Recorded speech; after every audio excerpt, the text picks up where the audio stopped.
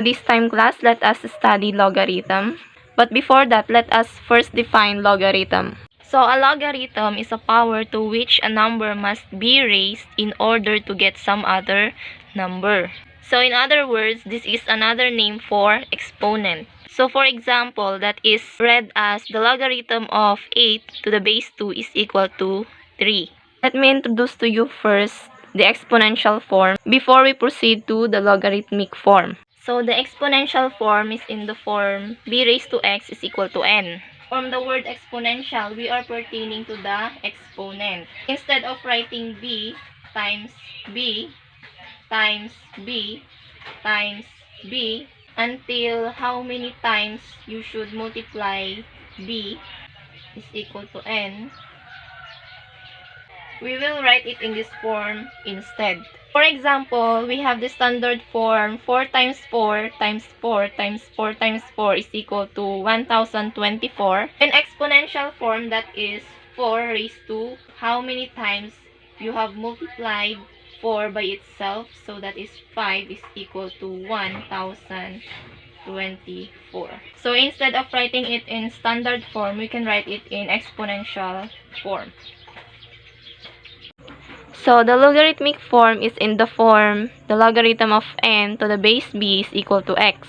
And if we are going to express it in exponential form, that is b raised to x is equal to n.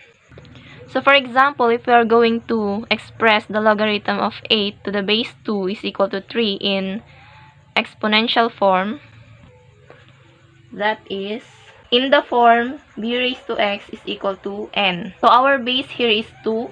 So that is 2. Then our x is 3 raised to 3 is equal to our n, which is 8. So 2 raised to 3 is equal to 8.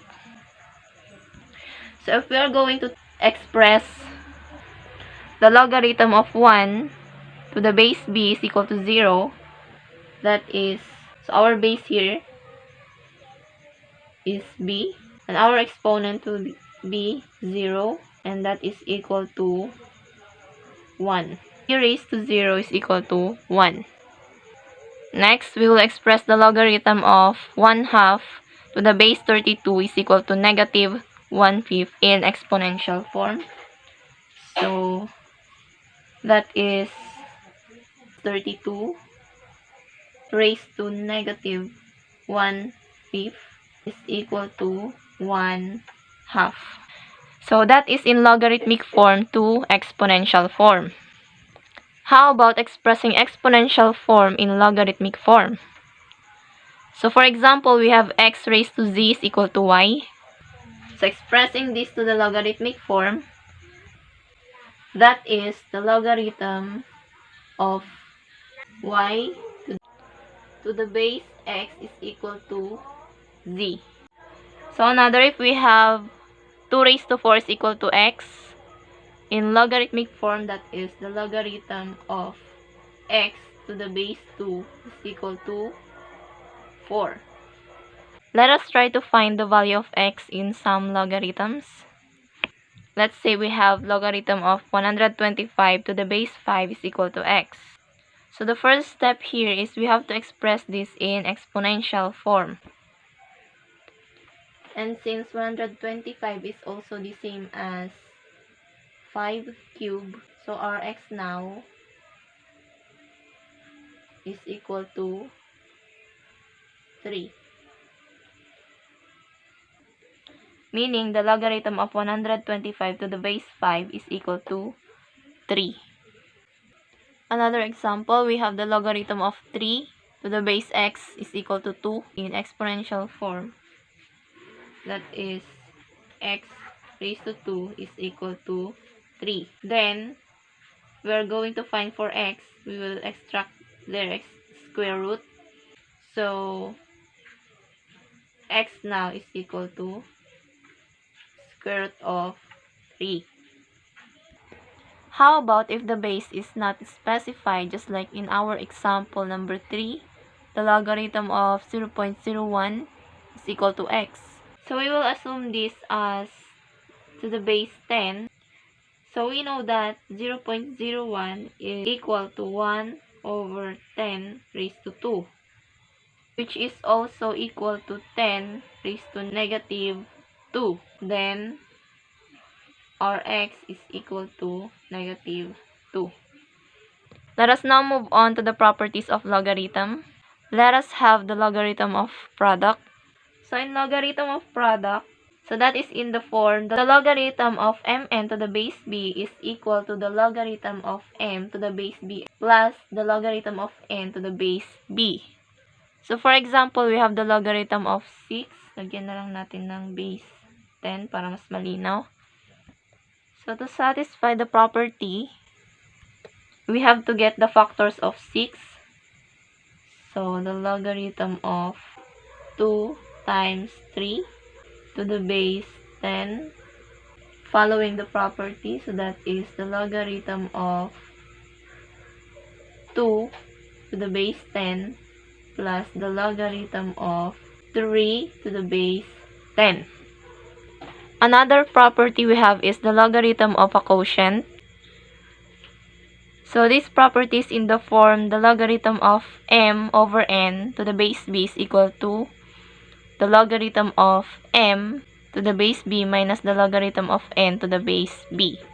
So, pansin nyo, nag-subtract tayo dito sa logarithm of a quotient, while dun sa logarithm of the product, nag-add tayo. So, for example, we have the logarithm of 8 over 3. Following the property, that is the logarithm of 8 minus the logarithm of 3. Next property, we have the logarithm of the fifth power of a number. So, in the logarithm of the fifth power of a number, the operation involved here is multiplication. So, the logarithm of n raised to p to the base is equal to p logarithm of n to the base b. For example, we have the logarithm of 81 to the base 3. So, we will express 81 as 3 raised to 4. That is the p, which is 4, logarithm of 3 to the base 3.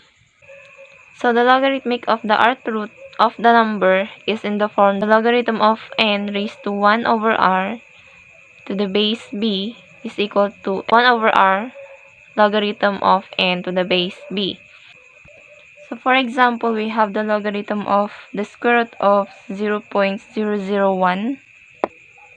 and we know that this is equivalent to 1 over 1,000 raised to 1/2. So this is, so meaning this is 1/2 logarithm of 1 over 1,000. If the base is not specified or indicated, we'll assume it is 10. That is 1/2 logarithm of 1 over 1,000 to the base 10. So let us try to apply the properties of logarithm in expressing the logarithm of the fifth root of a squared times x minus y raised to 1/3 all over c raised to 4 to the base b in standard form. So first, using the logarithm of the rth root, because we have the fifth root here, so that is 1/5, the logarithm of a squared times x minus y raised to 1/3 all over c raised to 4 to the base b. Since we are pertaining to the property logarithm of the product here, we will use addition, and since this is division, we will use subtraction. So that is 1/5 the logarithm of a raised to 2 to the base b plus the logarithm of x minus y raised to 1/3 to the base b. Since this is division, then minus the logarithm of c raised to 4 to the base b.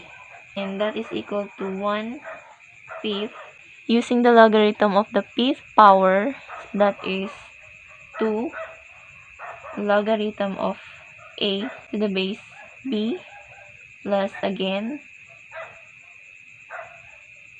that is 1/3 the logarithm of x minus y to the base b minus again, that is 4 the logarithm of c to the base b.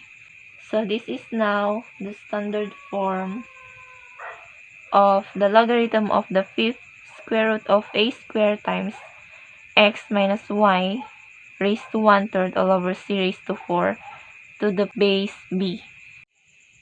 So that's all for logarithm.